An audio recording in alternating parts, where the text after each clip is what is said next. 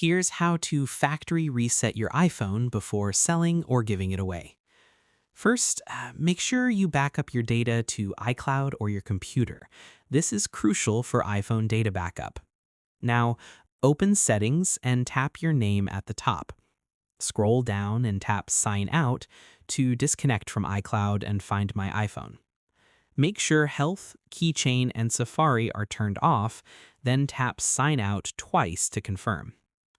After you've successfully signed out your account, next go to Settings, then General, and scroll to the bottom. Tap Transfer or Reset iPhone, then select Erase all content and settings. Tap Continue and enter your passcode when prompted. Your iPhone will now wipe all data and restore to factory settings.